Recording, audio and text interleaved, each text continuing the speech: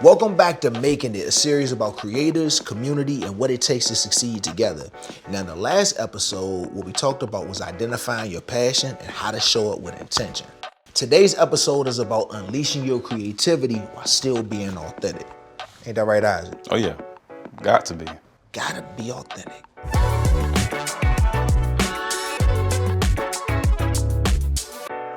Now, before we get started, shout out goes to Cricket for helping sponsoring this video. They assist creators like me and my man Isaac in getting the absolute most out of life.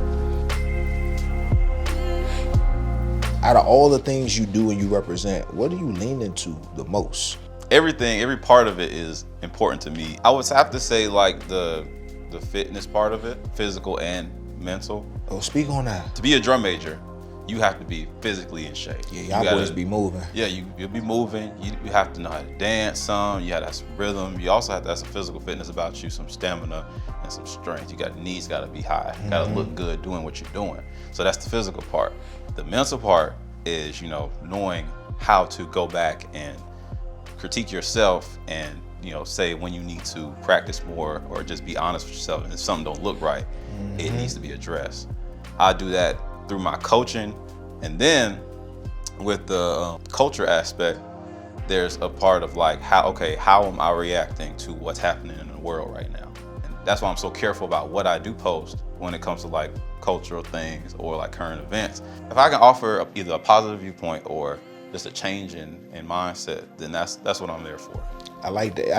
I didn't even consider that. You got Isaac that does all of these different things, and then you got Isaac, just the human, who sees all these things in the world and wants to speak on them, but wants to be intentional about his words to make sure that the audience that it lands on is getting something authentic and true to him. Yeah. Yeah, that's fire, man. That's how you solidify brand authenticity right there.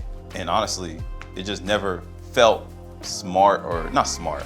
I say it just never felt natural for me to stay in one lane. Like people like stay in your lane. I say smart. I mean, like how in some instances, yeah, but in like some aspects, it's like, I mean, a highway got 4 lanes. You gonna get to wherever you going, just stay in the slow lane. I love an analogy, bro. You know what I'm saying? So it's just like, give me the freedom to travel. That's right. Give me the freedom to, like, if I want to go fast, let me go fast. If I gotta slow it down and assess some things and let somebody else pass me, then yeah, that's cool too. But yeah, I'm gonna switch my lanes a little bit if I got to. So starting off as a creator, right? How did you diversify your content? So was it like a distinct difference between it, or was it all presented the same, but still like, was it contextually like different? That's a good question, man. It was very different. I think I said it before. I started off being a family creator.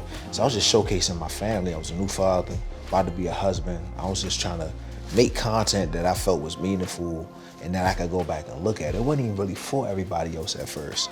And then that's when I started becoming more involved in mental health and wellness, and I became a licensed therapist. And it was tough for me at first to transition from being a person that just showcased the family to being a person that's now giving people advice and in some ways telling people what to do. Because I don't like telling people what to do, but the more I leaned into it and I saw the audience response, it just emboldened me to just lean into it a little bit more and take more chances and more chances. And I think I've always been a creator in some way, shape, or form. And I think my mantra has always been, you never want to get too used to your audience seeing you do one thing. Because if you do one thing for too long and you don't diversify, they get married to the idea of you being that one thing. And when you try to change and do something, when you try to grow and evolve, they won't accept it. So even if I got content, everyone's expecting this fatherhood content, I'm gonna post something I wanna post, even if it don't hit like that. Right. Because I never wanna get you too used to me being just one thing. That's how I started diversifying, and I continue. The way I see it is one big building but different apartments. You feel me? Yeah. And I go from apartment to apartment. Some of it's more popular than others, but I'm never just doing one thing. That's not who we are. We multidimensional, bro. Absolutely. Yeah. I felt like I've definitely had points where I felt like I've had to pick one. And then like I'll see like something else go off, and I've kind of been torn in two as to like, okay, which one should I post or which one should I focus on, stuff like that. Because you riding the wave at that point. Yeah, that's not necessarily a bad thing though. If your audience is responding to a certain type of content more, it's all right to beef up on that content as long as you're not exclusively just doing that content, so that you stay very well-rounded, man. That's important. I've been making content for about 15 years at this point, but I've been doing it professionally full-time for 5, and I love it, dog. Wow. And that comes with a whole different level of responsibility, that level of visibility.